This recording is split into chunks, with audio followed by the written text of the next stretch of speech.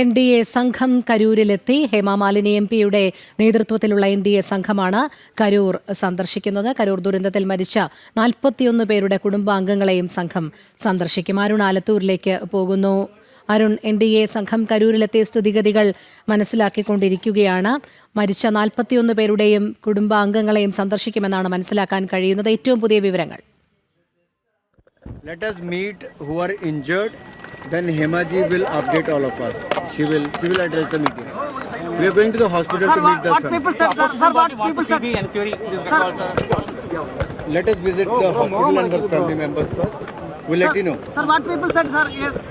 When you submit your report, sir? I can't address the media like this, please. Let us visit the കേന്ദ്രമന്ത്രി അനുരാഗ് താക്കൂർ ഈ കരൂരിൽ അപകടം നടന്ന വേലുച്ചാമിപുരം സന്ദർശിച്ചതിന് ശേഷം സംസാരിച്ച വാക്കുകളാണ് കേട്ടത്. ഇപ്പോൾ കേന്ദ്ര സംഘം വേലുച്ചാമിപുരത്തെ സന്ദർശനം പൂർത്തിയാക്കി ഇവിടെ നിന്നും കരൂർ മെഡിക്കൽ കോളേജിലേക്ക് മടങ്ങിയിരിക്കുകയാണ്. 8 അംഗ സംഘം ഒരു അരമണിക്കൂറിലേറെ നേരമായി ഇവിടെ സമയം ചിലവഴിച്ച് മുക്കാൽ മണിക്കൂറോളം നേരമായി ഓരോ ഇടത്തും കൃത്യമായി ചെന്ന് എന്താണ് ഇവിടെ സംഭവിച്ചത് എന്നുള്ളത് ആളുകളോട് ചോദിച്ചറിയുകയായിരുന്നു. ആളുകൾ കൃത്യമായിട്ട് തന്നെ കാര്യങ്ങൾ കേന്ദ്ര മന്ത്രി ഉൾപ്പെടെയുള്ള NDA സംഘത്തോട് വിശദീകരിക്കുകയുണ്ടായി. പ്രത്യേകിച്ചും വിജയുടെ പരിപാടി നടക്കുന്ന സമയത്ത് പെട്ടെന്ന് തന്നെ ഒരു തിരക്ക് ഉണ്ടാകുന്നു. ആ തിരക്കിലേക്ക് ചില കല്ലേറ് ഉണ്ടാകുന്നു, ബോട്ടിലുകൾ എറിയുന്നു, വൈദ്യുതി ബന്ധം വിച്ഛേദിക്കപ്പെടുന്നു.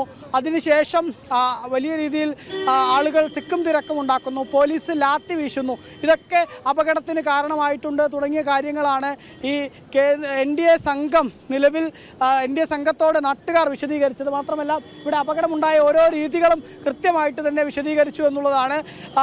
ഹേമാമാലിനി MP-യും അതുപോലെ തന്നെ കേന്ദ്രമന്ത്രിയായ അനുരാഗ് താക്കൂർ ഉൾപ്പെടെയുള്ളവരുടെ നേതൃത്വത്തിലുള്ള സംഘമാണ്, 8 അംഗ സംഘമാണ് ഇവിടേക്ക് എത്തിയത്. BJP-യുടെ മുൻ സംസ്ഥാന അധ്യക്ഷനായ അണ്ണാമലയും നിലവിലെ സംസ്ഥാന അധ്യക്ഷനായ നയിനാർ നാഗേന്ദ്രൻ ഉൾപ്പെടെയുള്ള ആളുകൾ കാര്യങ്ങൾ കൃത്യമായിട്ട് തന്നെ ഈ NDA സംഘത്തോട് വിശദീകരിക്കുകയും ചെയ്തു എന്നുള്ളതാണ്. ഏതായാലും ഇനി NDA സംഘം അടുത്തതായിട്ട് കരൂർ മെഡിക്കൽ കോളേജിലേക്കാണ് പുറപ്പെട്ടിരിക്കുന്നത്. മെഡിക്കൽ കോളേജിൽ 57ഓളം ആളുകൾ ചികിത്സയിൽ കഴിയുന്നുണ്ട്. അവരോടും കൃത്യമായിട്ട് തന്നെ കാര്യങ്ങൾ ചോദിച്ചറിയും. അതിനുശേഷം 41 പേർക്കാണ് ഈ അപകടത്തിൽ ജീവൻ നഷ്ടമായിട്ടുള്ളത്.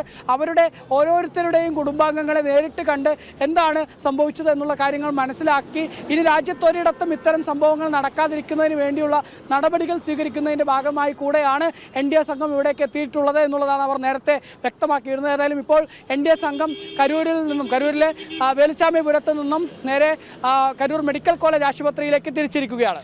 അരുൺ പറഞ്ഞതുപോലെ ഇനി ഇത്തരത്തിലൊരു ദുരന്തമുണ്ടാകാതിരിക്കേണ്ടുന്ന നടപടികളിലേക്ക് കേന്ദ്ര സർക്കാരിന് കടക്കേണ്ടതുണ്ട്. അതിന്റെ ഒരു വിലയിരുത്തലിനായി തന്നെയല്ലേ NDA സംഘം കരൂർ ദുരന്തഭൂമിയിലേക്ക് എത്തിച്ചേർന്നത്. സ്ഥിതിഗതികൾ അവർ കൃത്യമായി തന്നെ മനസ്സിലാക്കുന്നു പ്രാദേശിക നേതാക്കളിൽ നിന്നും. അതിനുശേഷം ഇപ്പോൾ ഈ മരിച്ചവരുടെ കുടുംബാംഗങ്ങളെ കാണാൻ പോകുമ്പോൾ കൃത്യമായ ഒരു അവലോകനത്തിലേക്ക് തന്നെ അവസാനം എത്തിച്ചേരുമെന്നുള്ള കാര്യത്തിൽ സംശയമില്ലല്ലോ.